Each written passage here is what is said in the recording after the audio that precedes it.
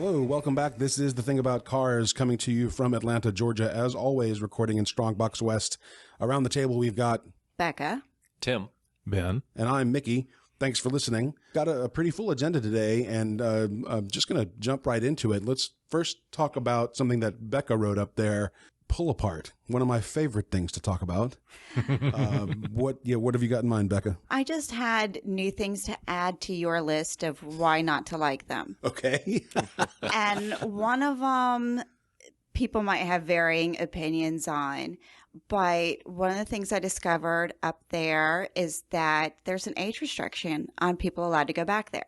Interesting. So I can understand, especially with how litigious everybody is nowadays. It's what, you looked at me funny, quick, I'm going to sue you. Right. But we also complain about kids not being involved with cars as much, or, just the culture of cars changing.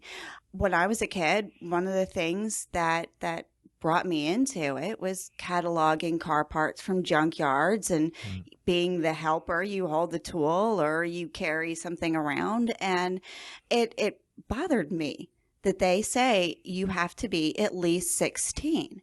Well, at that point, you've already got a car. You're already, you're practically an adult already. You've already got your likes and dislikes. It's not like you can be as involved growing up like I was. Right. And that bothers me. I guess I felt like kids who could be involved in that are missing out on a lot of it. I agree. I mean, it seems stupid to restrict that kind of thing. I understand the litigious angle, and I wish people would stop being so paranoid about every little thing. I also wish that people would not be so trigger happy on lawsuits. Yeah. Exactly. But as a parent, I mean, I'm well aware of the dangers that a junkyard would pose for my children.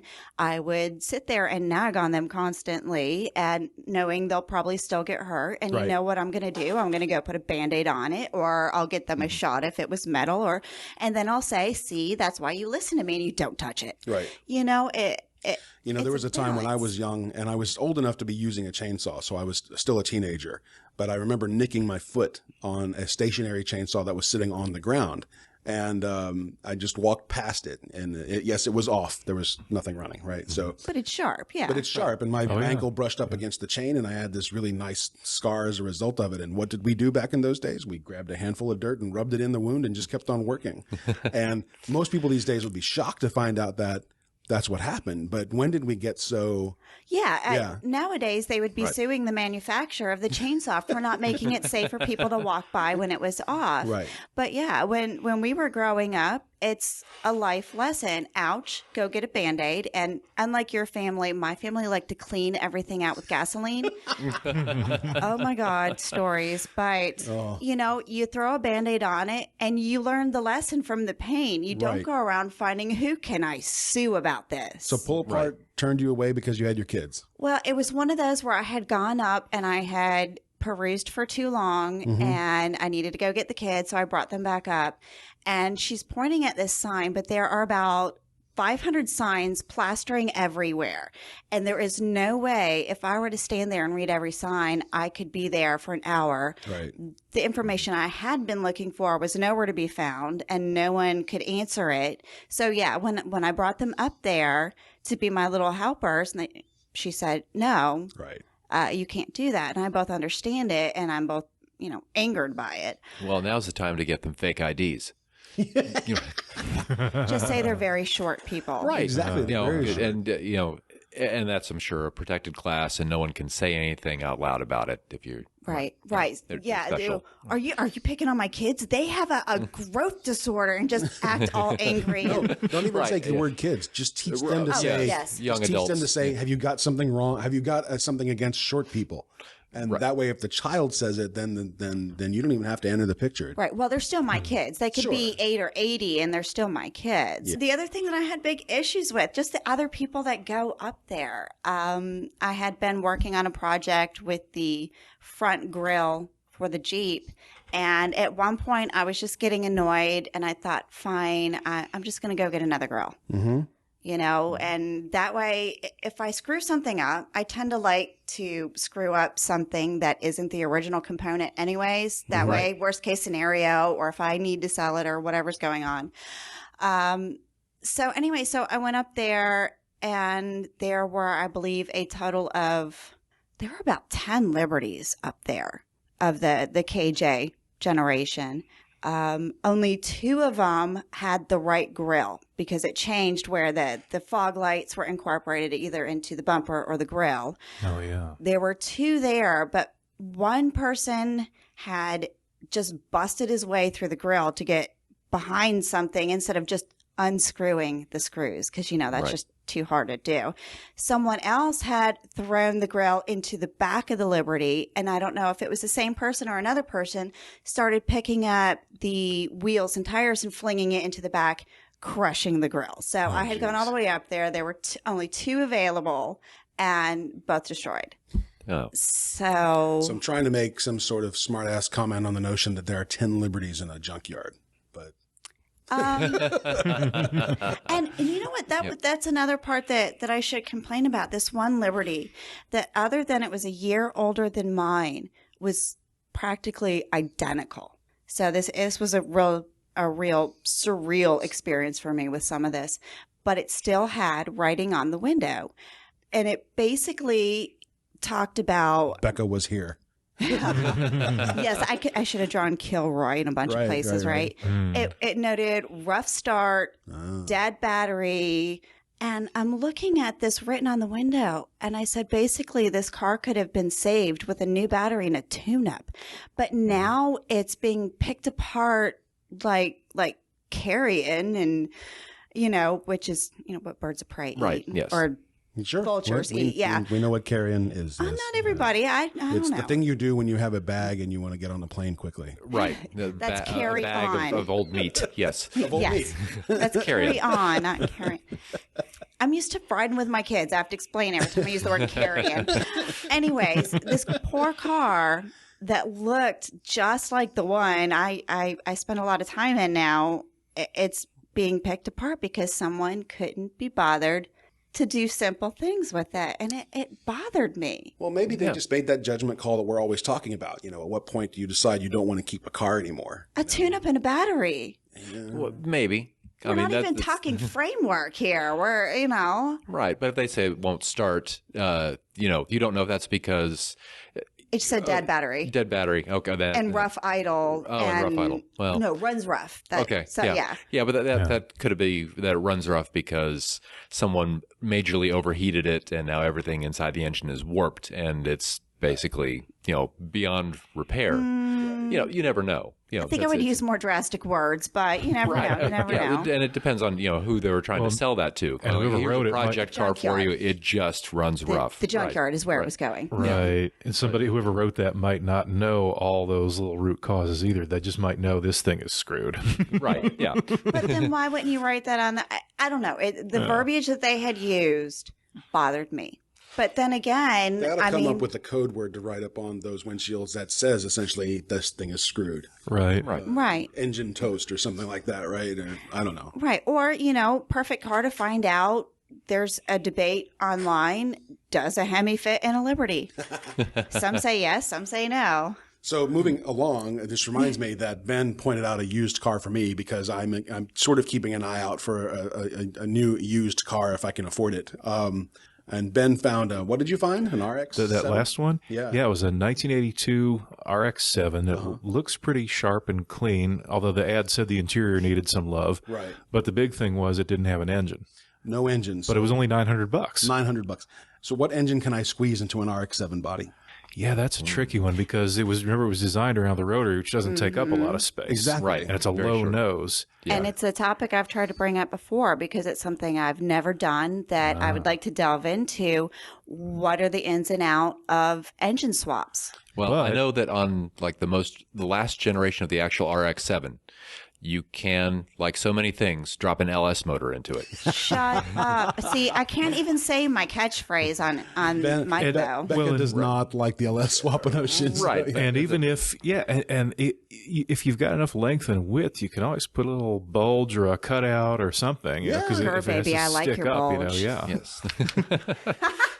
See, all the chicks like the bulge. All the chicks on the hood. On the hood. I could put a blown, short block in there or something. Yeah. I don't know, but there's not enough space for that. So you're gonna blow your bulge? Hush.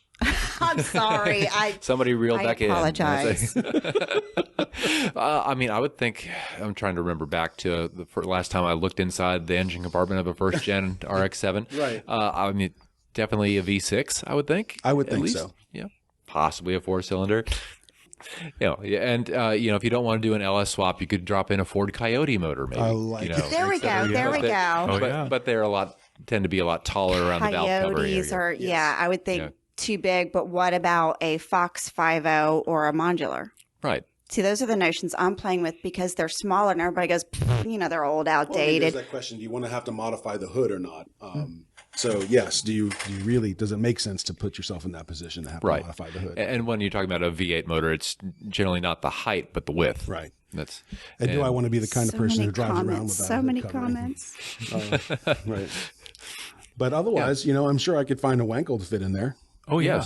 Yeah. If you want to play with apex seals every 75,000 miles, Right. or the rotary madness of once you start it, you can't shut it off for 5 minutes until it totally warms up. Or, what? Yes. That's I'd forgotten about that. Yes. If you, depending on especially the age condition of the motor, if you start it up and it runs in the full enrichment cycle of a cold startup, and then shut it off, it will have basically flooded itself and sometimes have a very hard time starting back up. And if you go to a Mazda RX-7 forum, you can find plenty of people who have had to go through all kinds of issues of basically sometimes it comes down to the point of pulling out all the spark plugs, turning it over to try to get the spent fuel out. So of course, it's after disconnecting the fuel system.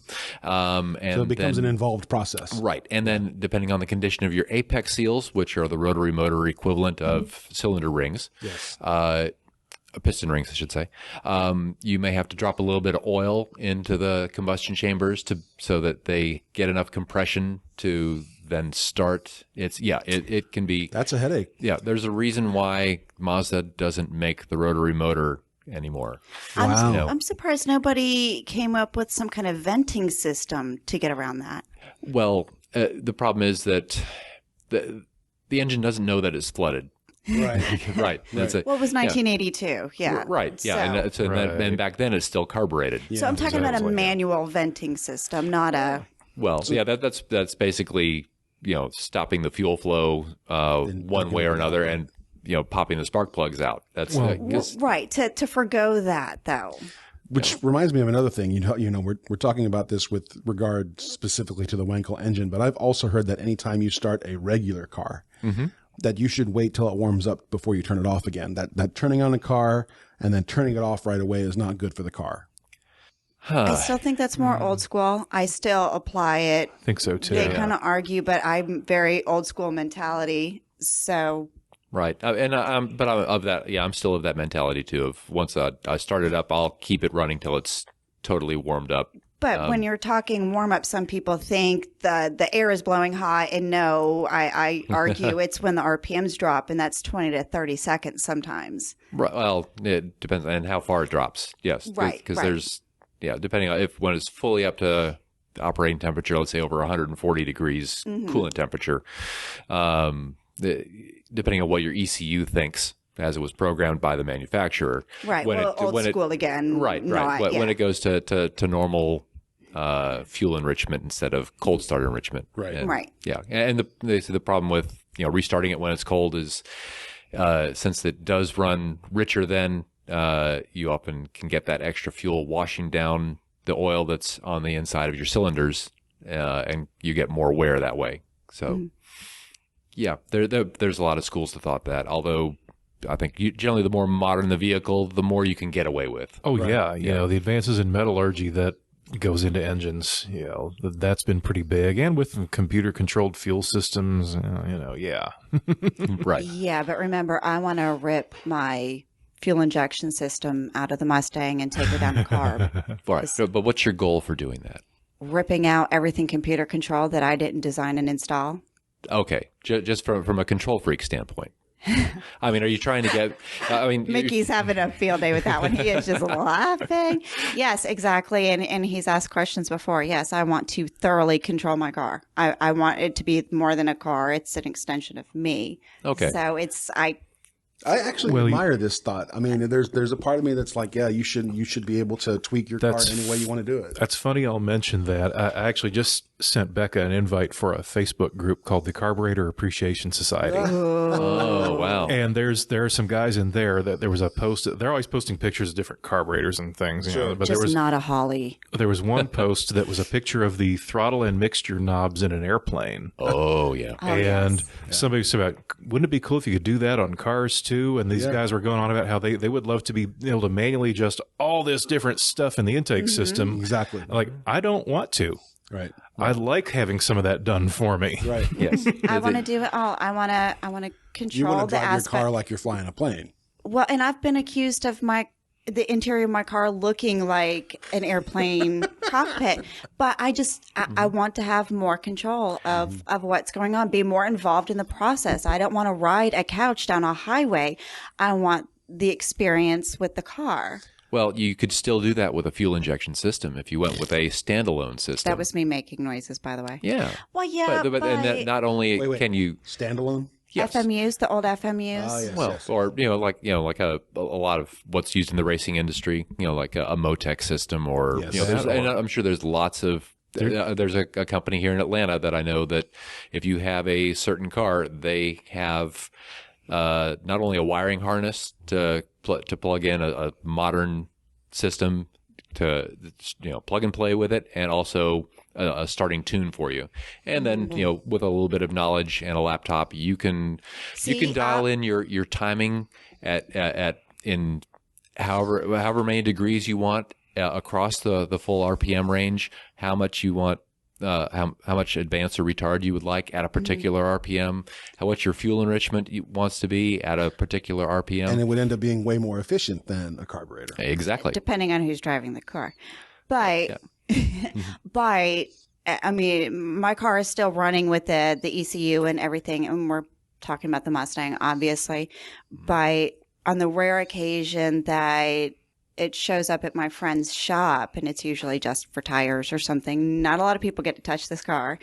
Right. He will open the hood and start calling people over because of things like the Stita timing adjuster that I have installed on there, that while the ECU is still in the car and all that, I can't manually adjust unless I add this little toy to the front.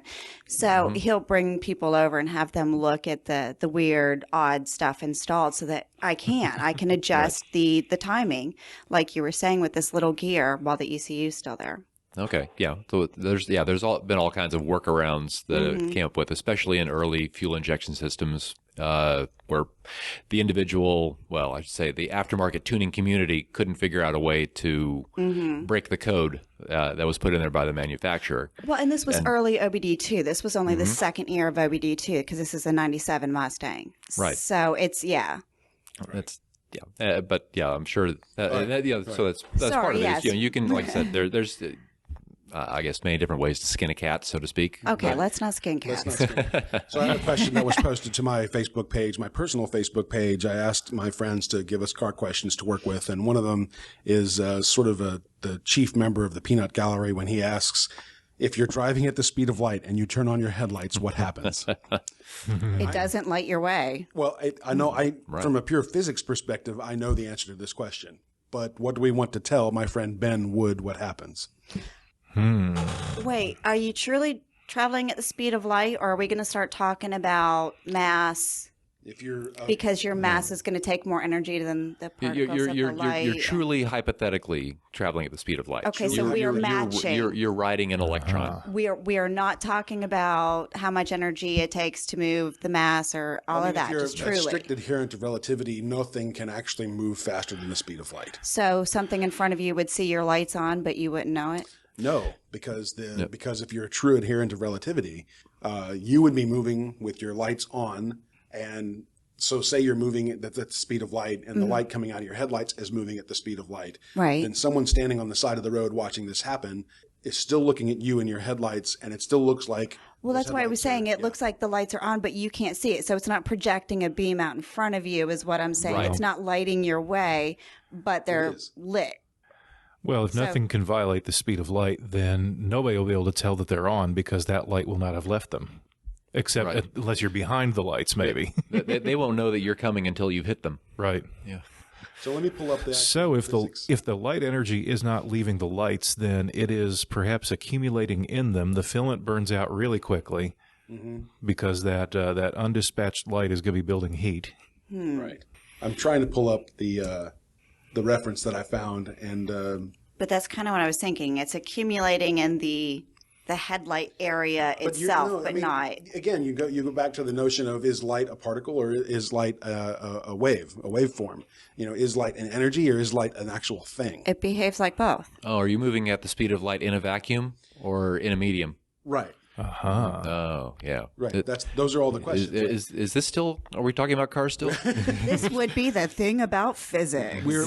So here's the answer according to fizzlink.com. And this was answered by a woman named Nicole. Don't know her last name. But the question is, if you're in a car traveling at the speed of light and you turn your headlights on, does anything happen? And the answer is, your question contradicts Einstein's special theory of relativity, which states that no object with mass can travel at or above the speed of light, c. As your car approaches c, its resistance to acceleration, that's mass, increases so that it would take an impossibly infinite source of energy to actually reach c. Your question then is based on an impossible premise. It's like asking, what would happen if I reached the North Pole and kept going north?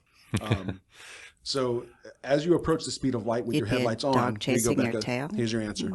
As you approach the speed of light with your headlights on, however, you would still measure the light beam racing away from your car at 186,000 miles per second. That's C.